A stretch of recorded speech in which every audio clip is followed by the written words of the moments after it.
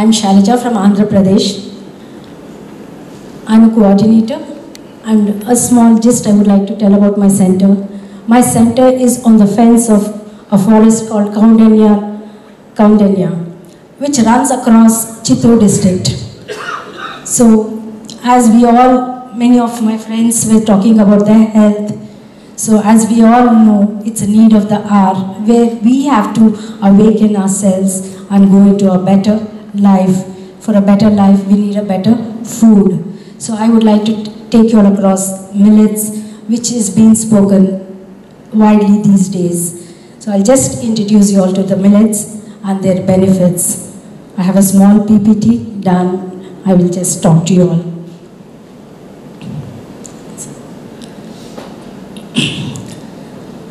Millets are these small seeds which are grown with a very less water. So my place is a place where we do not have water. We depend on rain-fed crops. So this is one of the things, these millets, these are the different types of millets. We have foxtail millet, ragi, which is a staple food of South India. This is little millet, we call it samulu in our language. So these are grown in parts of Asia. These are very rich in food, and they are very rich in protein, fiber and minerals. They are used in traditional foods of South India like pongal, idli and dosas. Then pearl millet. Pearl millet is also known as bajra. I think most of the North Indians also use bajra, which is rich in protein again and essential minerals like iron and magnesium. It is gluten-free, making suitable for individuals with gluten intolerance.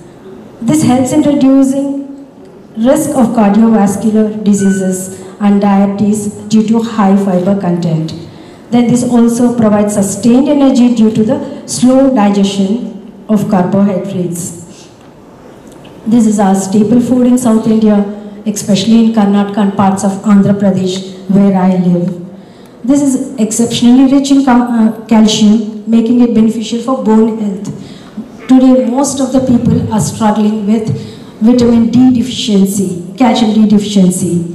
So particularly vegetarians who may have limited source of calcium, we can get in this. This can be consumed in many various ways. We can make, which is called as ragi ball, or you can make a bread out of it, or you can even have a porridge out of it. So this also helps in weight management as it digests very slowly. It helps in controlling blood sugar, making it suitable for individuals with diabetes. This also contains amino acids, making complete protein source. Then foxtail millet. This is again very good for diabetes, low glycemic index, making it suitable for individuals with diabetes and controlling sugar levels. It is also rich in antioxidants, which helps in reducing oxidative stress and inflammation in the body. This contains good amount of iron and calcium, supporting overall health and preventing anemia and bone-related issues.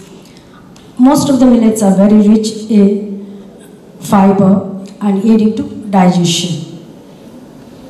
Barnyard millet. This is also widely cultivated in India. This is also rich in fiber, minerals and particularly zinc and iron. This also can be used in porridge, upma and idlis.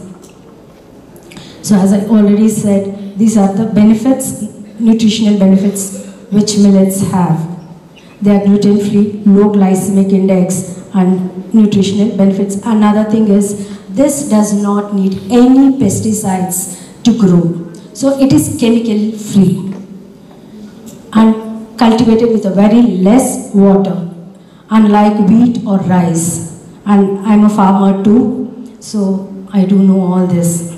And as many people have said, even I'm an award winner of Andhra Pradesh as a best women farmer of 2018. Thank you.